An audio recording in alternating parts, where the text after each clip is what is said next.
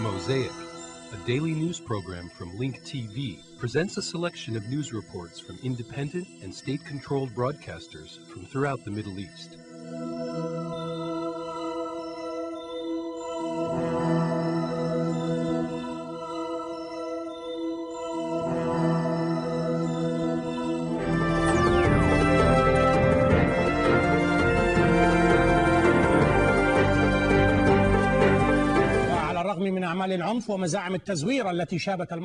Despite the violence and the allegations of fraud that took place during the Fatah primary elections, Palestinians went to the voting booths in East Jerusalem and a number of West Bank cities to cast their ballots. The Palestinian President Abu Mazen called for holding the elections, thus removing suspicion that all primary elections were going to be cancelled, and prevented the problem of Fatah from escalating into a major crisis, especially considering the recent attacks on different voting booths.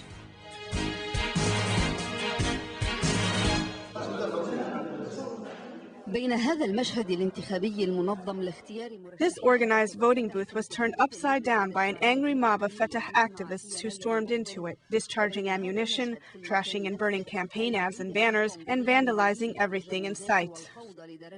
This comes after President Mahmoud Abbas issued orders to go on with the primary elections, which come as a first step leading to the upcoming legislative elections, which is set for next January.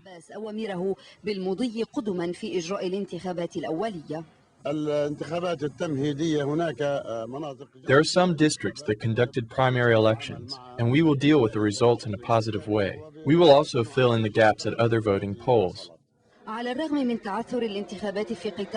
Despite the hampering of the elections process in the Gaza Strip amidst allegations of fraud which resulted in its cancellation, Palestinians in East Jerusalem and a number of West Bank cities did cast their ballots. This shows that problems associated with the elections were confined to some areas, but revealed the internal division within the Fatah organization.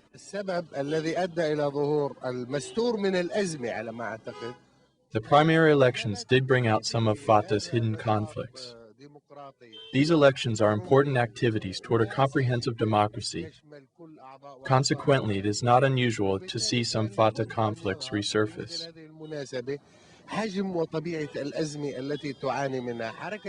This crisis escalated to a different level when an armed group of Fatah activists stormed into some voting booths to disrupt the process, alleging fraud and foul play. They also complained that the Palestinian security forces manipulated the process. In addition, there were other complaints of disorderly conduct. These developments came amidst warnings from Hamas and other Fatah leaders that any further problems in the primary elections may delay the upcoming legislative elections, which are set for next January. Yesterday, the incidents came to remind Fatah and their leadership to wake up and take responsibility, because a reformed Fatah is a necessary prerequisite for the success of the political process in Palestine.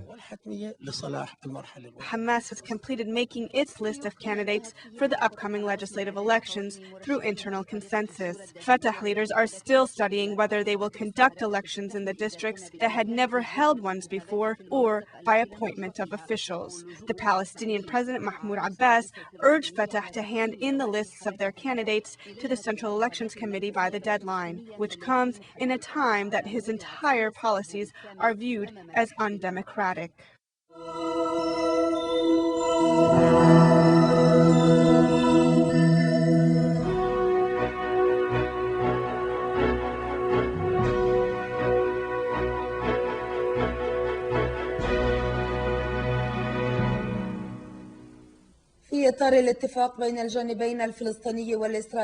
Under the framework of agreements made by the Palestinians and the Israelis regarding family reunifications, the Minister of Civil Affairs welcomed requests made by families wanting to be reunified.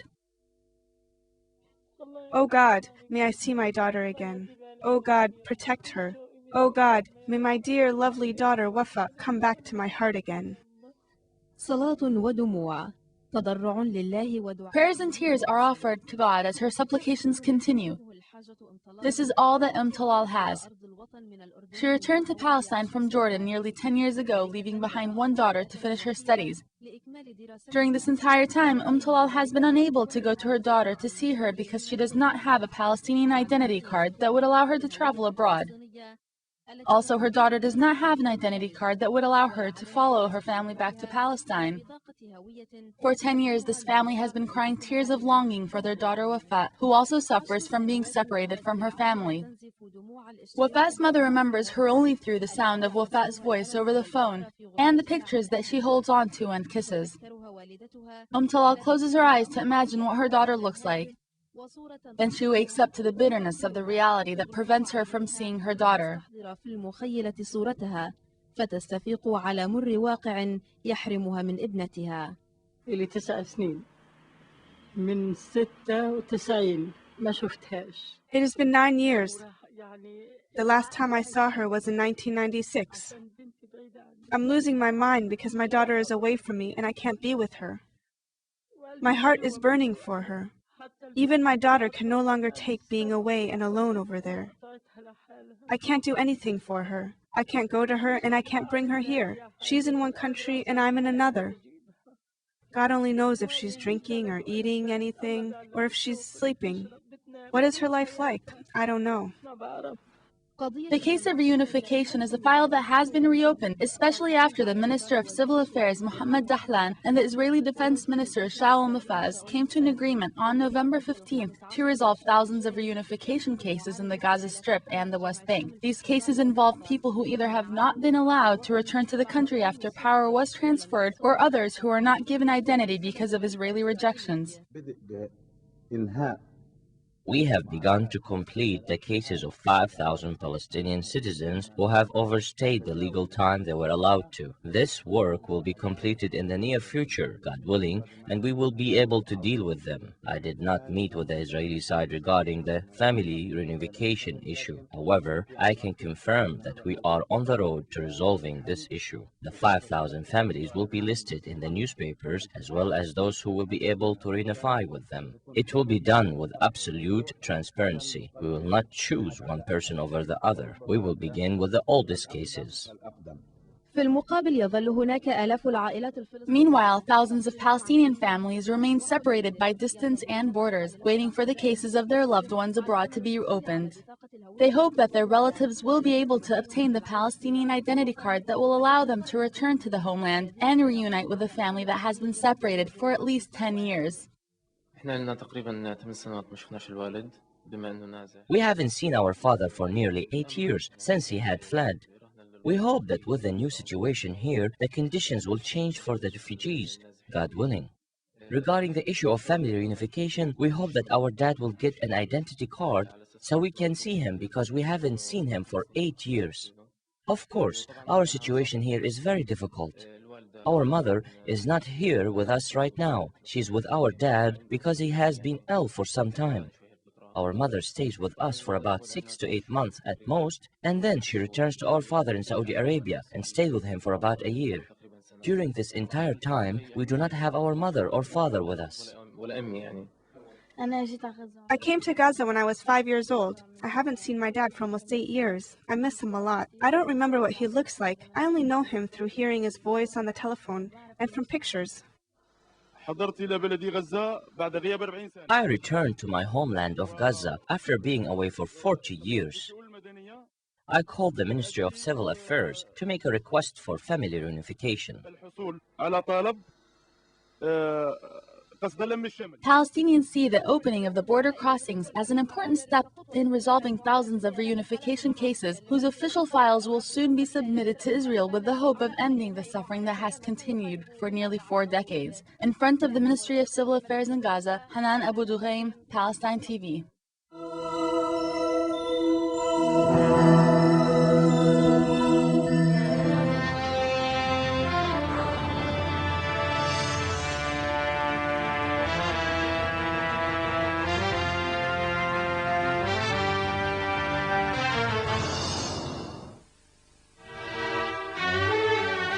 The report that was named Stripping Iraq of Its Oil Resources pointed out that giving foreign oil corporations control over the Iraqi oil industry through long-term contracts will result in a substantial amount of Iraqi losses, estimated in the billions of dollars.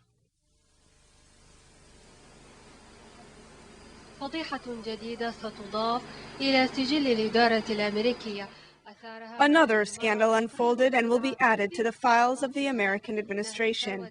This scandal was exposed by a report named Stripping Iraq of Its Oil Resources.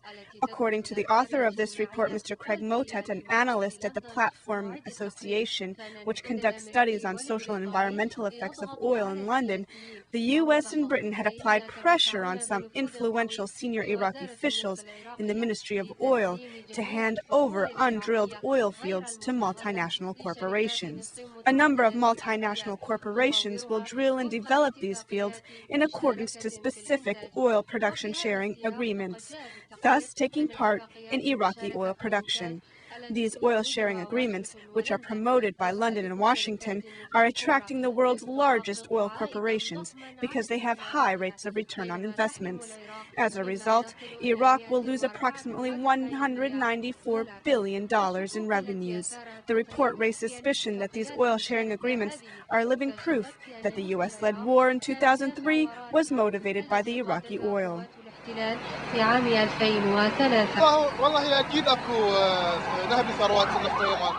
The report about the stealing of Iraqi oil makes sense because the government is very weak and has no control over the political situation. Oil production and resources are still under the control of foreign and multinational forces. We know that there are schemes of oil theft and foul play when it comes to our natural resources, which are the pride of our nation. God willing, the Iraqi government will soon gain strength and be able to take control over the oil industry. Hence, it will return its wealth and benefits back to the Iraqi people, who are not reaping the fruits of their own natural resources. It appears that the scandals of the occupied forces will go on indefinitely. The theft of oil revenues and returns point the finger at many groups, and the Iraqi people must expose those conspirators who targeted their nation and its natural resources.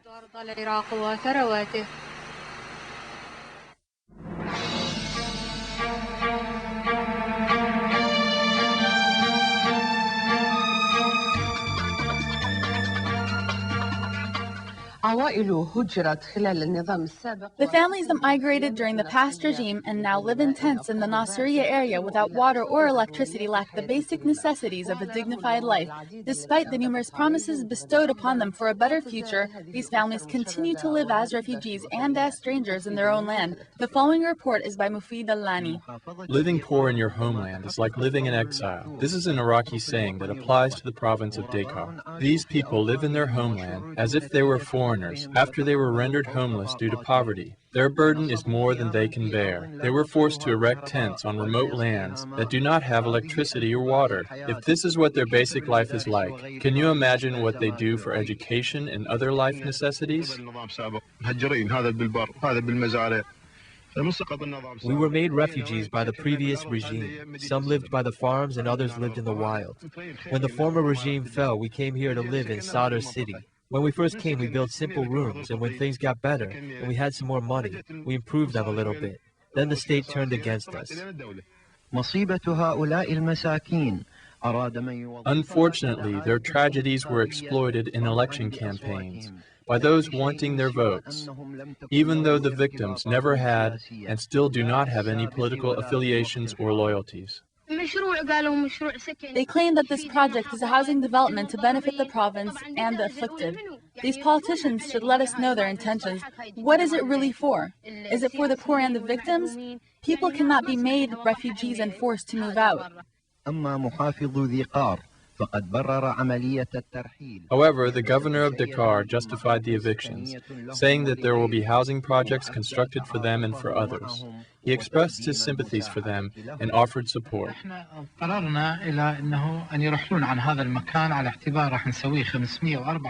We decided that they would move out of this area so that we can transform it into 504 housing units, according to an order by the Ministry of Housing and Development. The minister has already approved this project. God willing, construction will begin in the near future. However, the families that lived here before were in violation. The Nasiriyah residents have the right to say this area belongs to Nasiriyah. There are plans to build 504 housing units, as well as schools, playgrounds, health clinics, and a self-sufficient neighborhood. So we were faced with a dilemma, either to reject this project or create another special project for the town. So we decided to transfer the families living there to an area called Hollandi. More than 50 families are living there right now without permits. So we tried to have them live in this area. I assigned Mr. Allah to coordinate with them. هاي متجاوزة كانت سابقا فحاولنا أن نسكنها في هذا المكان وكلفت أيضا السيد النائب على التعاون وياهم. All of a sudden, these families found themselves without a place to live. Government officials are urged to resolve this problem quickly.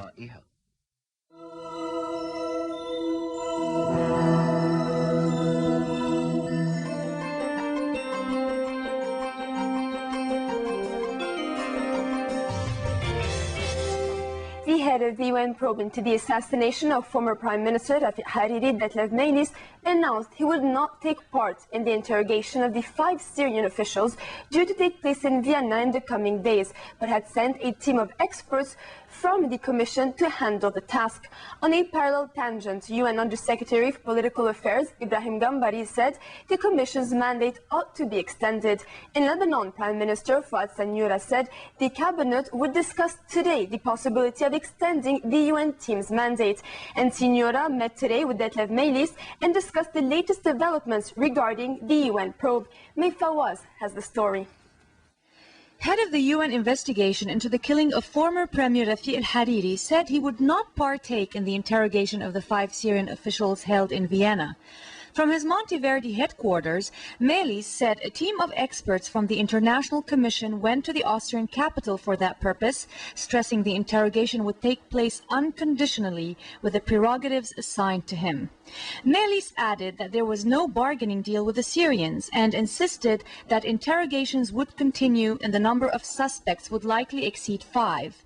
He also said if the investigation revealed that the Syrian officials were to be arrested, the Commission would only recommend their arrest and the Syrian authorities would have to conduct the arrest. When asked about Syrian witness Hussam Tahir Hussam, Mehlis said that the Commission interviewed 500 witnesses related to the Hariri crime and stressed there was no primary witness. He expressed his surprise of the Syrian authorities holding the press conference without verifying the suspect's allegations, but he added that Hussam's testimony remained valid and registered with the Commission of Experts. Mehlis said his report would be released on December 15 as scheduled, without excluding the possibility of extending his mandate. Regarding the Syrian officials' investigation debut in Vienna, UN Under-Secretary of Political Affairs Ibrahim Gambari addressed a UN press conference yesterday and said the UN Commission would need an extension of its mandate and confirmed the 5 Syrian officials would be interviewed in the coming week. There are people who are going to be interviewed on the 5th of December. On the 7th, Mehlis is going to report on the 15th. Clearly, the situation is very clear that he will need an extension. And in Resolution 1636, Council and NLK gave him a carte blanche, and the Lebanese government to say they stand ready to approve any extension. Gambari expected the investigation to continue past its December 15 deadline, with or without Mehlis. He said the prosecutor might have other commitments and would not want to serve indefinitely, urging for the necessity of extending the probe's mandate. Gambari expected UN Secretary General Kofi Annan to recommend an extension to the Security Council after Mehlis issued his December 15 report, and said the Lebanese government was ready to approve an extension. In turn, Lebanese Prime Minister Syrian said the government on Thursday would discuss whether to ask the Security Council to extend Mehlis' mandate. He also said, without elaborating, that Lebanon was considering asking for an international trial for anyone who might be charged.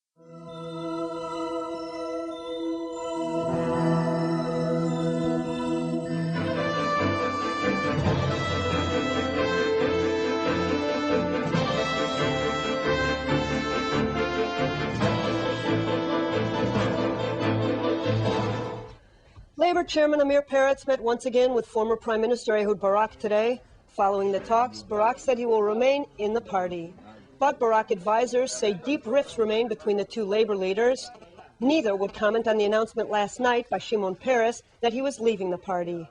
Meanwhile, Likud leadership candidate Benjamin Netanyahu said that he does not rule out joining with any party to form a government coalition. as long as they are willing to accept Likud principles. Netanyahu said that the Likud's recent slide in the polls does not reflect reality and that the party will double its mandates in the upcoming Knesset.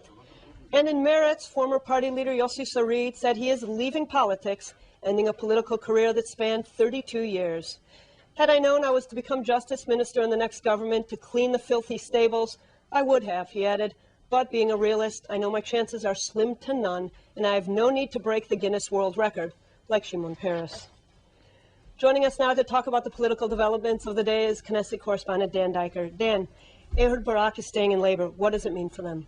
Laura, Amir Peretz, new Liberal Party chairman, knows that he has to have a strong political centrist in his party, as well as someone with a real security background as Barak. He has a long list of socio-democrats, Shelley Yakimovich, leading journalist, being the latest addition to the party, and someone like Barak can really add to the portfolio in the event that they become a strong power in the upcoming coalition. Regarding then there's the issue of Yossi Sarid. And Yossi Sarid today said that he's leaving politics, and the real question that everyone's asking himself is he going to be missed? The truth of the matter, Yossi Sarid has one of the sharpest tongues in the Knesset. He's known for his feistiness. Over the last 32 years, he held ministerships under Prime Minister Rabin and Peres, as well as in 1999, he brought the Meretz party up to 10 seats, which is really their best showing in many, many years. He was embittered in the past months, Laura, especially during his very rocky relationship with party chairman Yossi Beilin.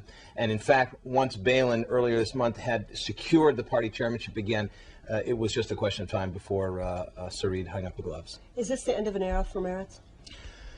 It's hard to say now with the Social Democrats and more the left-leaning folks controlling, with Amir Peretz at the helm, controlling the Labor Party. Yossi Sarid really wanted to, in fact, merge with the Labor Party, and it's the first time he's expressed that kind of sentiment in a long, long time. We may well see the Meretz Party cut its number in half, as the recent polls have shown.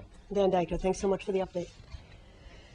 Shimon Peres' dramatic announcement last night that he is leaving the Labor Party, his political home of decades, to support Prime Minister Sharon's new party, was not unexpected, but still sent shockwaves throughout the political establishment. Former Environment Minister Shalom Simchon of Labor said Peres' decision to leave the party pained him and that the move is a mistake. Former Interior Minister Ophir Pinus, also of Labor, said Peres' attempt to use the peace process as an excuse for abandoning the party was, quote, pathetic. Shas leader Eli Yishai mocked the ongoing political reshuffling, saying that the parties are going to start turning to the yellow pages to recruit candidates. Former Labor Minister Chaim Ramon, who jumped ship to join the new Kadima party, said that he is not sure Shimon Peres should continue in the party or parliamentary politics, hinting that he does not believe Peres should be a minister in the upcoming government. In his televised speech last night, Peres said the decision to leave Labor was a painful one, but that he was putting the country's needs above the party's. He added that Ariel Sharon was the right person to lead a coalition that will advance the peace process. It has not been an easy conclusion for me, but I found myself faced with a contradiction between the party of which I am a member and the requirement of a political situation, without ignoring the deep connections that I have to the party and its members, its historic past and tradition. I must prefer the more urgent and greater consideration. I learned from my mentor, David Ben-Gurion, to put country before party. My party activity has come to an end.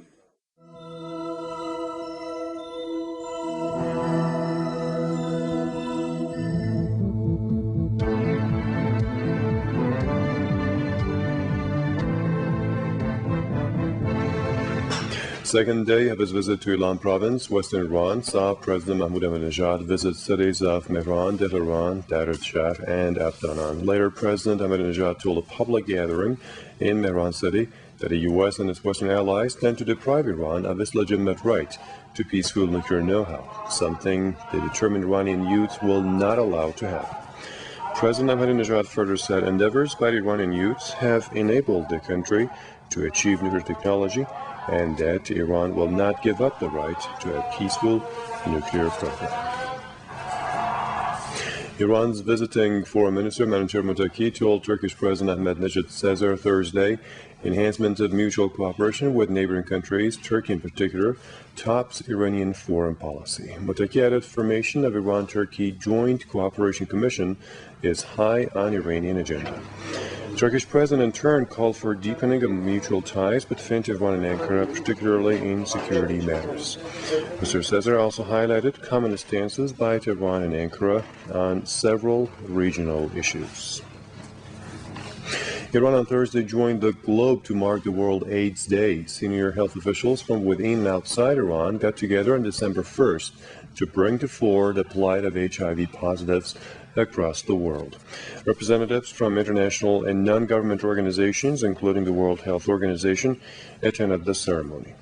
Iranian Minister of Health and Medical Education, Kamran Lankarani, said close cooperation with the judiciary is a pragmatic way to cool down the AIDS crisis in Iran. The minister also added, despite progress made in recent years to curb the problem, there is yet much to be done. Iranian Permanent Envoy told the UN General Assembly the only way to bring about a lasting peace in the occupied Palestine is full restoration of the Palestinians' rights.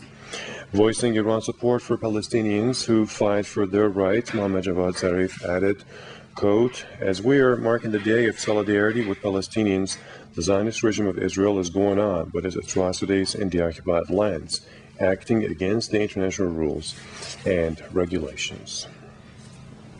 A host of 5 Iranian chemical victims gassed in the western city of Sardash in the 1980 Iraq-imposed war, destined for the Netherlands to file a lawsuit at The Hague against Frans-Ran Anrat, who acted as chemical arms dealer, supplying former Iraqi dictator with chemical weaponry. Anrat had provided Saddam Hussein with unconventional chemicals to be poured on defenseless civilians.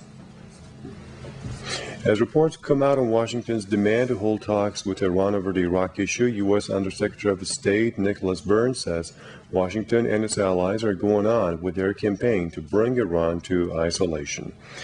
In his speech at Johns Hopkins University, Burns reiterated Washington is pursuing a confrontational foreign policy vis-a-vis Tehran's nuclear program. Well, time now for a quick look at some other news in brief. Reconstruction work has gone underway since Thursday in the Quaker villages on the island of Khesh off the southern coast of the Persian Gulf. An official says 30 billion rials in credit has been allocated to implement plans in the affected area. He added 60 million rials in loans will also go to the quake-stricken people. A young Iranian innovator has come up with an unmanned chopper which is capable of flying 4,000 feet above sea level. Mr. Chaluk says the 2.65-meter long, 10-kilo helicopter can also lift up to 4 kilos.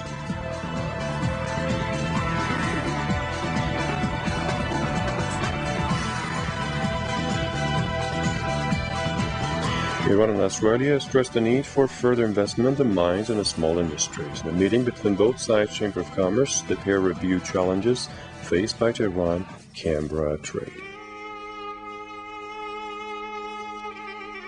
The views expressed on Mosaic are not those of Link TV or its sponsors, but of the broadcasters themselves.